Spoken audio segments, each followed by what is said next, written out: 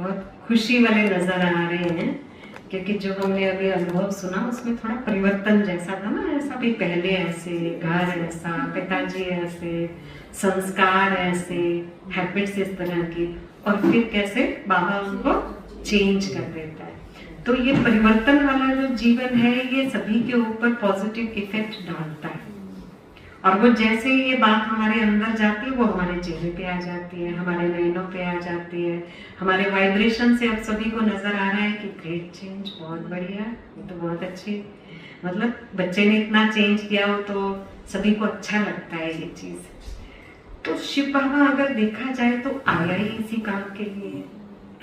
अब हमारी जो बड़ी बड़ी दादियां, गुलजार दादी जी, जानकी दादी जी, चंद्रमणि दादी, निर्मल शांता दादी, प्रकाशमणि दादी, मनमोहिनी दीदी, पुष्प शांता दादी, अगर हम दादियों के नाम लें तो उनके बारे में हम सुनते हैं वो तो दादियां वंडरफुल थे, पता नहीं कौन से लोग से जैसे धरती पे आए थे। नहीं, हमने उन सभी की जीवन कहानी पढ़ी है, सुनी है। एक देवियां बहुत, जिनके अंदर पॉजिटिव थॉट्स अपने आप ही चलते थे। हमारी दादियां कहती हैं कि हम तो छोटे थे और हमें कुछ घर का ऐसा वैसा कुछ अच्छा ही नहीं लगता था, बस ऐसा मन करता था कि कहीं कृष्ण मिल जाए और हम कृष्ण की गोपियां बन जाएं। उनके संकल्पों में यही चीज थी, क्योंकि उनके अंदर में हर कल्प की वो नोंदी हुई थी। जो सीन आने वाली है उनको पहले उस चीज की टचिंग हो जाती थी। तो मनमोहिनी दीदी हमारे, नाम ही उनका गोपी था, चाहे मैरिड थे लेकिन उनको ये लगता था कि मुझे कृष्ण चाहिए। बड़े दादी प्रकाशमणि दादी जी, उनके संस्कार ही बड़े सात्विक थे। उनके पिताजी उनको यही समझ के पाल रहे थे, ये तो मीरा बनेगी, ये तो जाएगी। और जैसे ही वो बड़े हुए, 10th क्लास में हुए, बाबा के घर की तरफ से उनका निमंत्रण भी हो गया और आना जाना भी हुआ। तो दादी जी के मन में अपने आप ही बाबा के प्रति कितना प्यार उमड़ना शुरू हुआ। जैसे ही ब्रह्मा बाबा को सामने देखा, सत्संग में गए, सामने कौन दिखाई पड़ा उनको? श्री कृष्ण बॉल लेके खड़े हैं, है ना, बहुत सुंदर बगीचा है, बड़ा अच्छा मुस्कुरा रहे हैं, बहुत सजे धजे हुए हैं। और फिर उससे भी बड़ी बात, दादी ने कहा श्री कृष्ण ने मुझे बुलाया, आओ आओ मेरे साथ खेलोगी।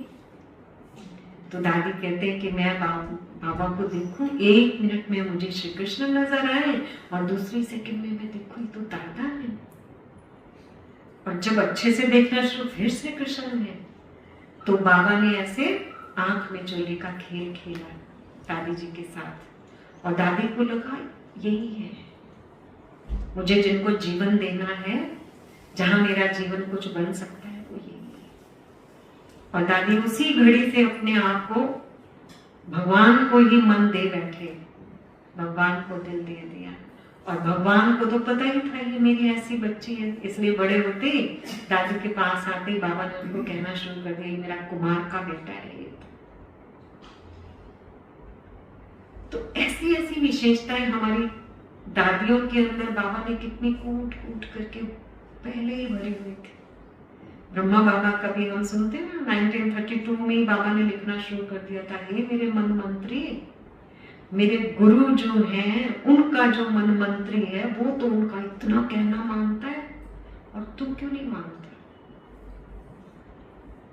शिव बाबा की प्रवेशता तो 36 में हुई, लेकिन ब्रह्मा बाबा के अपने अंदर में पहले ही कितना वो कि भगवान मिलेगा, भगवान आएगा, परमात्मा किस रूप में किस तरह से आके मिलने वाला है, और मैं कैसे अपने आत्मा को राजा और मन को मंत्री बना करके चलने वाला हूँ, इसको कंट्रोल करना सीखना है।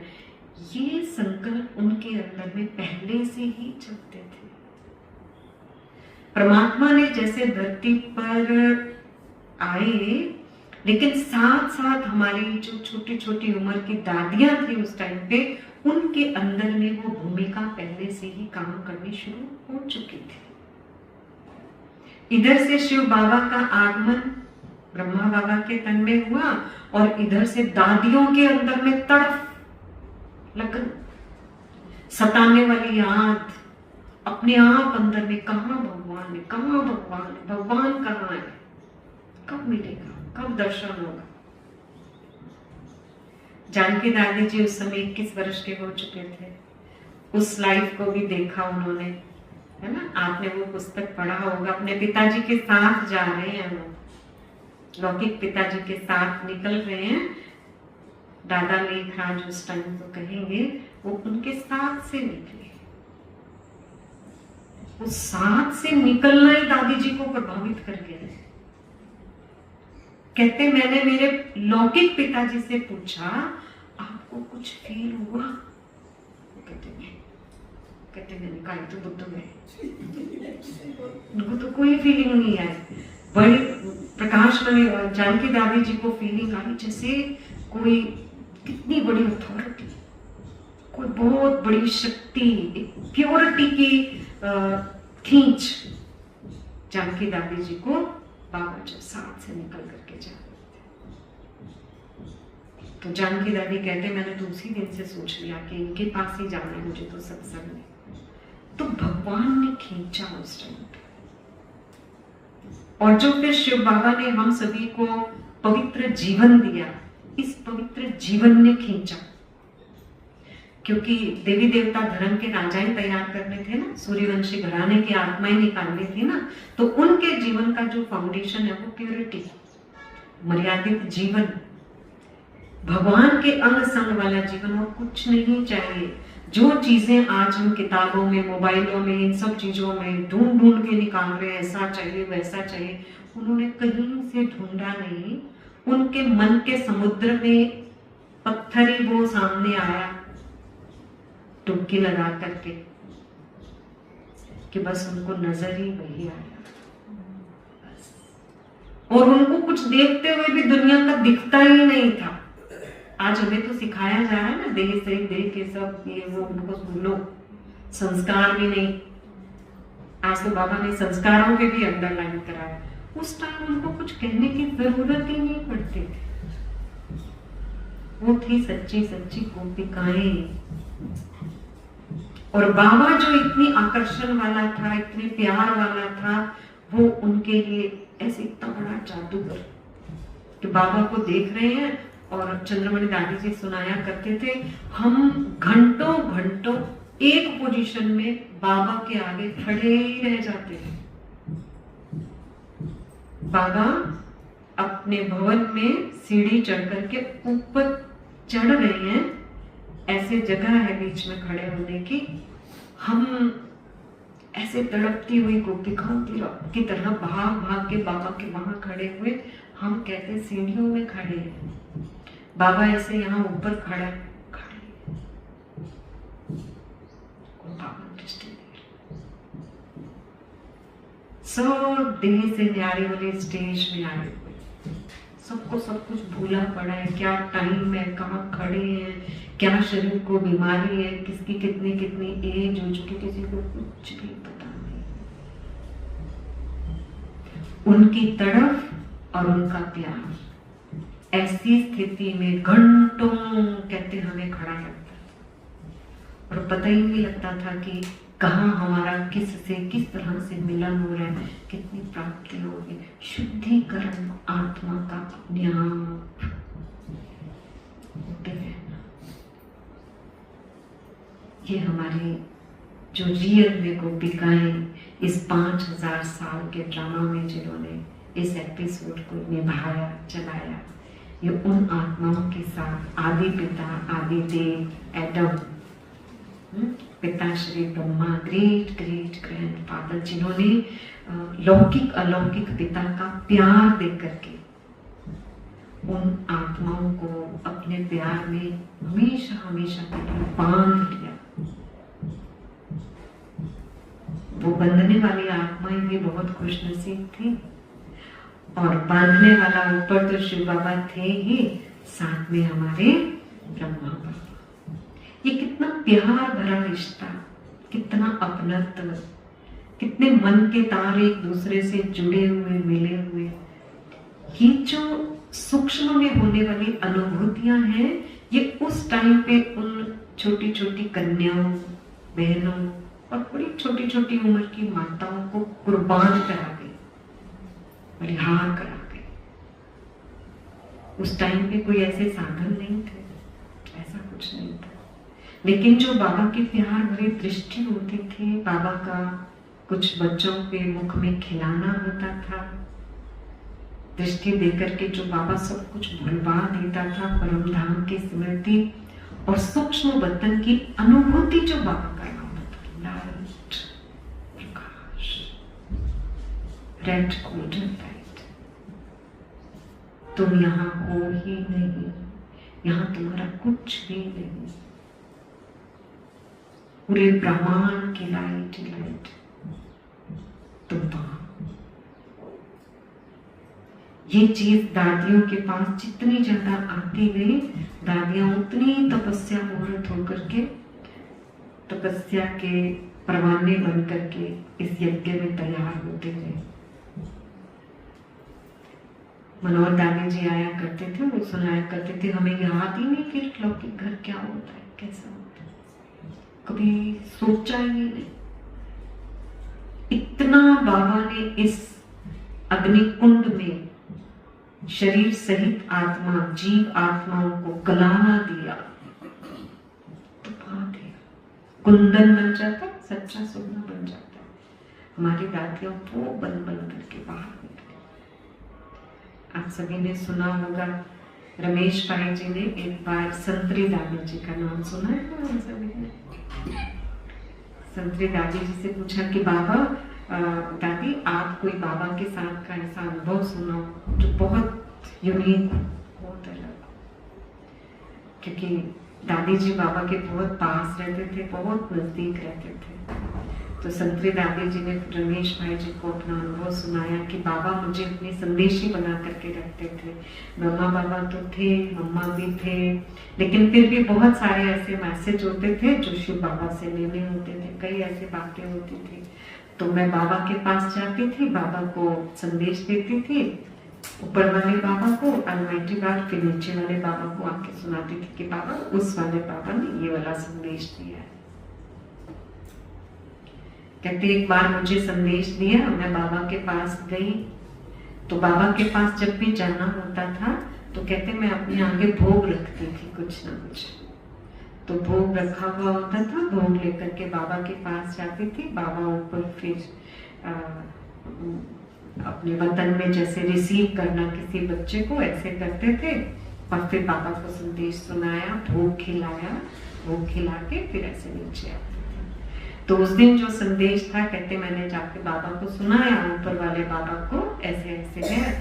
तो उस टाइम पर बाबा ने कोई संदेश देने की बजाय खुद ही संतरी दादी जी के तन में प्रवेश कर लिया, और जो नीचे बाबा था और सभी थे उनके साथ रूबरू बाबा बात कर रहे थे। संतरी दादी बैठी हैं, भोग आगे रखा हुआ है और संदेश देने वाले वो सामने बैठे हैं, और इस तरह से बात चल रही है। बात पूरी हो गई। उस समय पर लगभग 350 भाई बहने अपने यज्ञ में थे शुरू में। तो बाबा ने बात पूरी करके वो जो भोग आगे रखा हुआ था, कई बार कई कुछ बना के ले जाते थे और बहुत जल्दी होती थी तो कहते कि हम मिश्री और इलायची रख लेते थे। अब जब हम मिश्री इलायची की छोटी डिब्बियां ले, छोटी डिब्बियों में भोग रखा और बाबा के पास चले गए।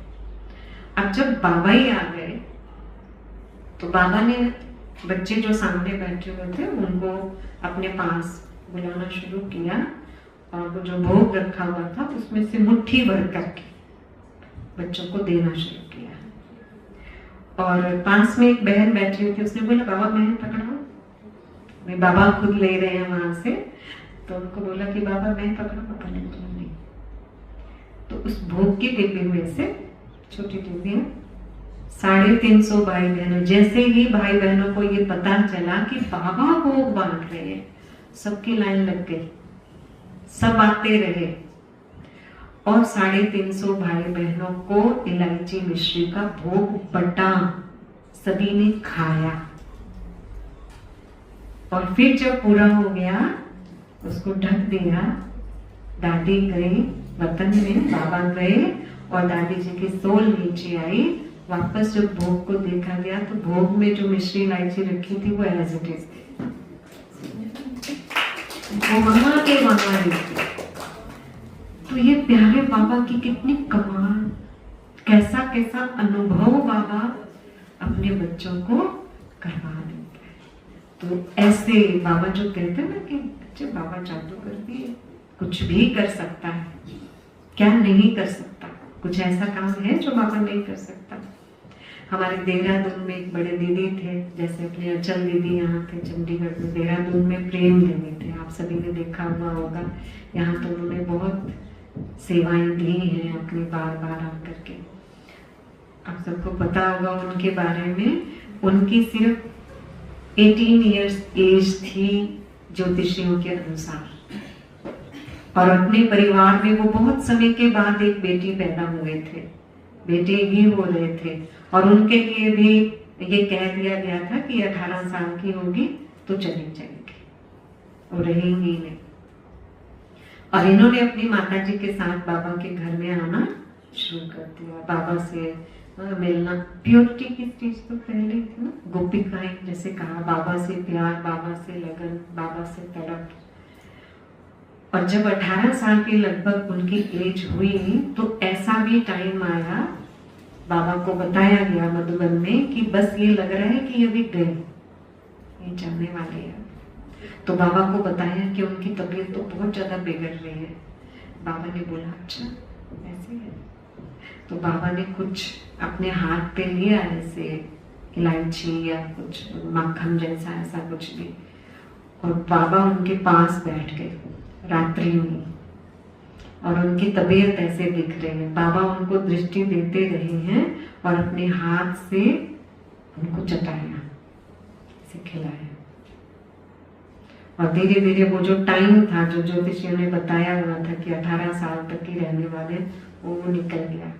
और हमारी दीदी 80 साल से ऊपर भी रहे, इतनी सेवाएं की। वो जादूगर है, कुछ भी कर सकता है। लेकिन इसके लिए दीदी ने बाबा को ये नहीं कहा कि आप कुछ कर सको तो करो, मैं तो जाने वाली हूँ, ऐसे नहीं बोला। बस मैं तो आपके हूँ, आप जो सेवा कहेंगे, जैसे कहेंगे, बाबा जो हमें चलाने वाला है, बनाने वाला है, हम वैसा ही चलने और करने वाले हैं। समर्पित बुद्धि, सरेंडर बुद्धि। झुक गए तो झुक गए। हाँ, वो वाराणसी में है ना कुआं, काशी कलवट वाला, तो हमारा तो ये वो कुआं है जिसमें अपने देह अभिमान की, भान की वो गर्दन काट दो तो भगवान जो आपने कभी सोचा भी नहीं था वो बड़ी प्राप्तियां अपने बच्चों को करवा देता है। कितनी साधारण साधारण सी हमारी बड़ी बड़ी दीदियां और दादियां इस यज्ञ में आई है ना, और पूरा जीवन इस यज्ञ में रह करके उन्होंने और आत्माओं को भी बाबा के नजदीक लाया, करीब लाया। कितने भाई बहनों का तन मन धन सब कुछ भगवान के कार्य में सफल करवाया, और वो जो सफल होता रहा वो दादियों के, मम्मा के अकाउंट में भी जमा होता रहा। और आज हमारी दादियां कहाँ हैं? आज कहाँ? लोगों के यहाँ क्या होता है, घर है, परिवार है, बड़े हुए, दोतरे पोतरे बहू बेटे के सब कुछ आया, और जो छोटे छोटे थे वो बड़े हो गए, जो बड़े थे वो बूढ़े हो गए, बूढ़े आगे हो गए, खत्म, परिवार खत्म हो गया। 2-3 पीढ़ी के बाद कोई पूछने वाला ही नहीं है कि तुम्हारे पीछे कोई कौन कौन थे। और हमारे यहाँ पे नए कल की नींद लग रही है, नए युग की नींद लग रही है, नया संसार सामने बनता हुआ नजर आ रहा है। सूक्ष्म में परमात्मा पिता वो नया संसार, नया वर्ल्ड उसको क्रिएट कर रहा है, और इन दादियों के द्वारा वो क्रिएट हो रहा है। हम सभी को क्या लग रहा है, आप और हम अपनी ताकत से चल रहे हैं क्या? हमारे में इतनी ताकत है? हम दुनिया की ऐसी वैसी इम्प्योरिटी, बातें, हालात, परिस्थितियां, नेगेटिविटी, और कितना कितना जो बाहर का नेगेटिव फोर्स तूफान की तरह आता है, हम उसको फेस करके और बाबा के रास्ते पर चलते रहे। हम कर सकते थे, हो सकता है। अगर हमारे साथ आदरणीय अचल दीदी जी ना होते, भ्राता जी ना होते, हमारी दादियां ना होती, उनकी छत्र छाया, उनका प्यार हम सभी को ना मिला होता, तो हम इतने ऊंचे रास्ते पर इतने स्मूथली चलते रहते। और हमारी दादियों ने कितना अच्छा अपना वो जीवन अपनाया। आज तक स्थूल रूप में अपना वो जीवन पूरा करने के बाद भी बाबा ने अभी पीछे मधुबन में एक संदेश में कहा, आप क्या शब्द बोलते हो कि दादी होती तो ऐसा बोलते हो। दादियां ही तो है जो शक्ति स्तंभ पर, प्रकाश स्तंभ पर, शांति स्तंभ पर और अव्यक्त लोक में आज भी इमर्ज होती हैं और हम सब भाई बहनों में आगे चलने की, बढ़ने की ताकत, शक्ति। हम तो छोटी छोटी बात पे कमजोरी लेकर के पहुंच जाते हैं मधुबन में, बाबा के कमरे में बैठ जाते हैं, बाबा ऐसा हो गया, ऐसा हो गया, ये हुआ, ये शक्ति दो, वो ताकत दो। हम कहां से शक्ति ले रहे, हमें कहां से पावर ले रहे। शिव बाबा तो है ही है हमारे साथ, लेकिन इतने पावरफुल शिव बाबा, हजारों सूर्यों से तेजोमय भगवान शिव की डायरेक्ट शक्तियों को अपने यहाँ ज्ञान गंगा बना करके ग्रहण करने की शक्ति साधारण आत्माओं में नहीं होती है। वो शक्ति इनमें है, दादियों में, मम्मा में, बाबा में, और वो शक्ति हम सब तक बढ़ करके आ रही है। हम तो उनके अंश और वंश, हम भी बहुत सौभाग्यशाली जो हमारे जीवन में दादियों के अंदर गया हुआ शिव बाबा का ज्ञान का प्रवाह प्रवाहित हो रहा, वो ज्ञान की गंगा बह करके आ रही और हम आज ऐसे बन करके यहाँ खड़े हुए। तो इतना सुंदर जीवन, इतनी अच्छी प्राप्ति, ये हमारे पिछले किए हुए जन्मों के हिमालय पे, किसी नदी, किसी सागर के तट पे बैठ के जो आपने अलग अलग जन्म लेके, नाम रूप लेके जो तपस्याएं की हुई है ना, आज उस तपस्या का फल है जो हम सभी को घर बैठे भगवान वरदान देने के लिए इन देवियों को लेकर के पहुंच गया है और हमारी झोलियां भरपूर कर रहा है, संपन्न कर रहा है। तो हम सभी रोज सुबह भी अपने भाग्य की सराहना करें, रात को भी प्यारे बाबा को अपने साथ रखें। दादियों के बहुत प्यार भरे अनुभव हम सिर्फ स्मृति में ले आए, हमारे जीवन का जो चलना उठना बैठना ये अलग ही हो जाएगा कुछ। मैं अक्सर करके सभी को ये जरूर कहा करती हूँ, किसी को ज्ञान को समझना, भगवान के प्यार को अपनाना, स्वीकार करना इतना भी किसी को मुश्किल लगता हो ना, आप हमारे जगदीश भाई जी की किताबें पढ़ना शुरू कर दो। जगदीश भाई जी ने बहुत लिटरेचर लिखा है दादियों के बारे में, मम्मा के बारे में, जो हमारे यज्ञ की शुरुआत हुई है, आप सभी ने पढ़ा है उनका इस विषय में।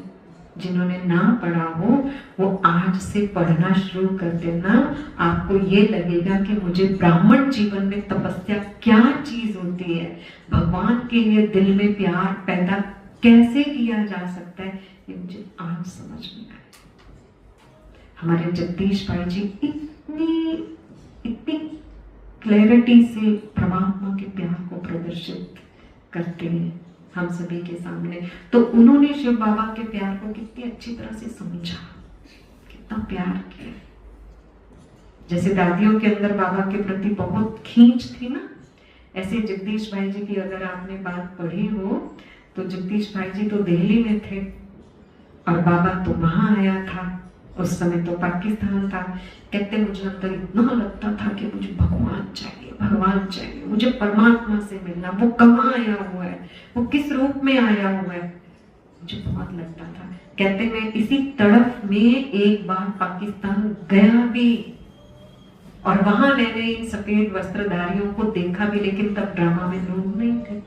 मैं देख के और ऐसा बस वापस आ गई। ये तो यहाँ जब दिल्ली में सेंटर खुला तो दादियों के पास आकर के जगदीश भाई जी ने बहुत अच्छी तरह से कोर्स किया, और उसके बाद कोर्स नहीं किया, 4 दिन में लिखना भी शुरू कर दिया।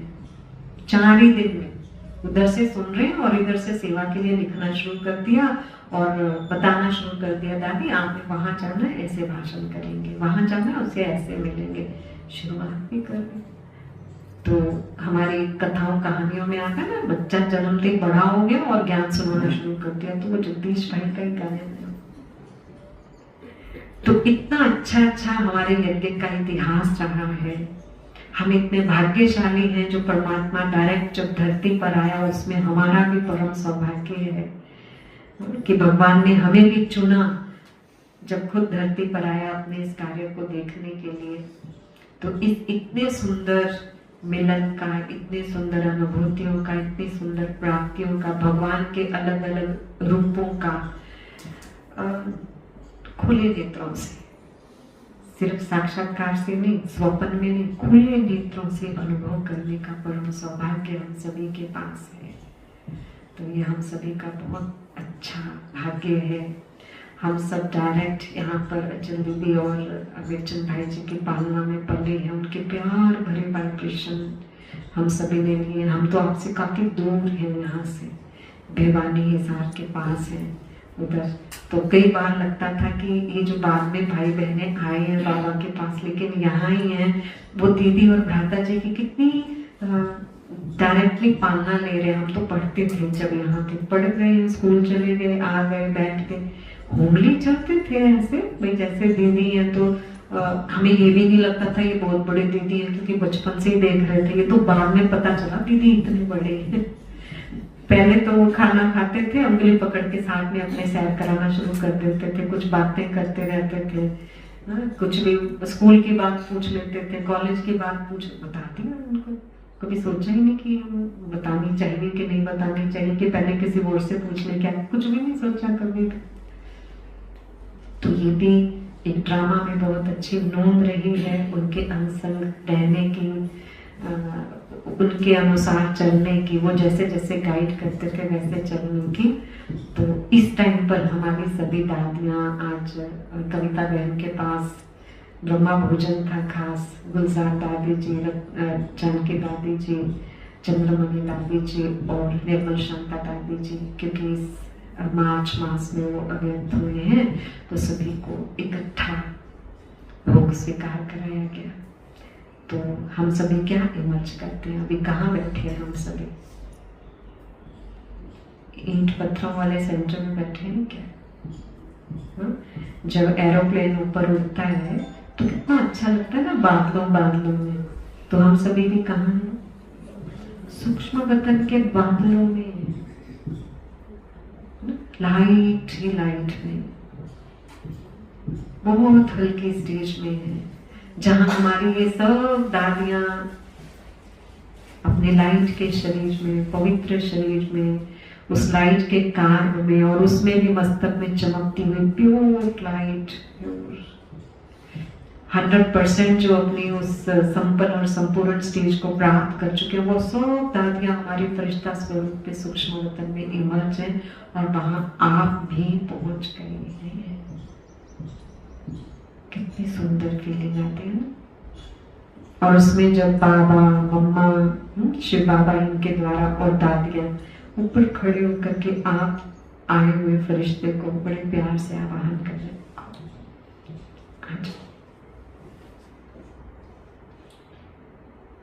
फिर कुछ मेहनत होती है क्या? कुछ इम्पॉसिबल होता है क्या? कुछ नहीं। तो इतनी सुंदर स्थिति में अच्छे अनुभव के लिए हमारी दादियां हमें हमेशा वतन में बुला रही है, आवाहन कर रहे हैं। तो हम सभी को क्या करना चाहिए? निमंत्रण स्वीकार। हाँ, क्योंकि शिव बाबा भी कहता है, और सभी को तो पता ही नहीं है कि मेरा कंस्ट्रक्शन रूम कहाँ है। पता है क्या किसी को? ये पता है कि ये डिस्ट्रक्शन होने वाली है, और अभी आने वाले टाइम पे नई दुनिया की स्थापना होनी है। वो कंस्ट्रक्शन पर वो कहीं कर भी चुका है, उसका ये वाला रूम है, उसने स्थान तैयार करके रखा हुआ है। आपकी भी आपके साइज की ड्रेसेस तैयार करके रखी हुई है, आओ ले लो और पहन लो। तो भगवान आने वाले समय में पता नहीं है कि वो किस टाइम पर क्या चेंज करना शुरू करते, तो इस महापरिवर्तन के लिए पहले से ही तैयारी कर चुके हैं। हम भाग्यवान हैं, हम किस्मत वाले हैं जो हमने परमात्मा के कंस्ट्रक्शन रूम को देखा हुआ है कि यहाँ उसने इतनी इस तरह की नए संसार के लिए नई मूर्तियां तैयार करके रख भी दी। फुल तैयारी। इसके ऐसे महल होंगे, इतने नौकर चाकर होंगे, ये राजा होंगे या रानी होंगे, इतने वर्षों तक, इतने जन्मों तक ये इस पद को प्राप्त करेंगे, ये इस पद को प्राप्त करेंगे। वो सेटिंग उसने ऊपर कर ली है जो यहाँ से ऊपर चले गए हैं, और हम सभी इसी उसमें अभी रेस कर रहे हैं। चले हम भी चले। मैं अक्सर करके एक बहुत सुंदर सीन वर्णन किया करती हूँ। रामानंद सागर जी की एक रामायण हुआ करती थी जब हम उस टाइम पे 80 के दशक में, आप सभी ने भी देखी होगी। उसमें लास्ट सीन होता था जब श्री रामचंद्र जी और उनके और भी जो देश राज्य वाले थे और उनके दोनों भाई थे, ये सभी जा रहे थे, वापस जा रहे थे ब्रह्मलोक। वो कौन सा लोग बोलते हैं वो, लेकिन हमें तो पता है ना हमें कहाँ जाना है। तो वो क्या करते हैं, वो सब के सब नदी में जा रहे हैं, सरयू नदी में जा रहे हैं, और सरयू नदी में डुबकी लगाते हैं, निकलते हैं और वो देवता बन करके ऊपर उड़ते जा रहे हैं। ये सीन याद आया आप सभी को जिसने देखा? ये जो शिव बाबा का ज्ञान है ना, ये ज्ञान सूर्य का ज्ञान है। ये ज्ञान ही सरयू नदी है। इस सरयू नदी में हम सब ब्रह्मा बाबा जो सतयुग में श्री नारायण बनने वाले हैं, श्री कृष्ण बनने वाले हैं, विष्णु जी बनने वाले हैं, हम सब उनकी राजधानी के हैं। वो तो डुबकी लगा के ऊपर चले गए, हमारी दादियां भी डुबकी लगा के ऊपर चली गई। हम क्या कर रहे हैं? डुबकी में से बीच में बार बार मुंह बाहर निकाल के देख लेते हैं, कोई और आया कि नहीं आया, हाँ, या कोई असुर तो नहीं आ गया, कोई मगरमच्छ तो नहीं आ गया, कोई हाथी तो। निकल के देखते रहेंगे तो माया अपना प्रभाव डालती रहती। बाबा कहते हैं इस ज्ञान सूर्य की नदी में डूबे रहो, भगवान ज्ञान शिव समा के प्रेम में समाये रहो, डूबे रहो। फिर ये जो देह और देह का अभिमान है ना, ये गल जाएगा, खत्म हो जाएगा, ये कट उतर जाएगी। आप बिल्कुल नए बन जाएंगे, ब्राह्मण। और यही ब्राह्मण जब सब तरफ से हमारा बुद्धियोग कट हो गया, एक बाबा मेरा संसार बन गया, मन बुद्धि संस्कार सहित हम बाबा के ऊपर पूरी तरह से कुर्बान। दादियों की छवि हमारे चेहरे में नजर आनी शुरू हो गई। हम बिल्कुल बाबा को सर्व संबंधी बना के चल रहे हैं। ये वाला कुंभ का स्नान हमने कर लिया तो हमारी भी ऊपर की यात्रा शुरू हो जाएगी, क्योंकि तैयार है। तो भी हमारी सभी दादियां, हम सभी ब्राह्मण बच्चों का सूक्ष्म वतन में बैठ करके इंतजार कर रहे हैं। और बाबा प्रश्न पूछता है, ये इंतजार रेडी है? रेडी है? तो बाबा को अपने आप ही अपने अंदर ही अंदर में हम सब जवाब देंगे, बाबा जो ये मेरे में छोटी सी कमी रह गई, बात रह गई, कुछ भी अधूरा रह गया, इसको हमने पूरा करना है। कोई भी डिफेक्ट है उस डिफेक्ट को पूरा करके परफेक्ट बनना है। और जो बड़े दादी गुलजार दादी, जानकी दादी, उन्होंने जो अंत तक हम सभी को प्यार दिया, दृष्टि देकर के जो फीलिंग्स दी हम सभी को, अनुभूतियां कराए, उन अनुभूतियों को हम रोज तरोताजा करते रहे, रोज अपने अंदर में दोहराते रहे। तो वो दिन दूर नहीं जब हम भी उस सरयू नदी में डूब करके उस यात्रा पर अपने पूर्वजों के पास सहज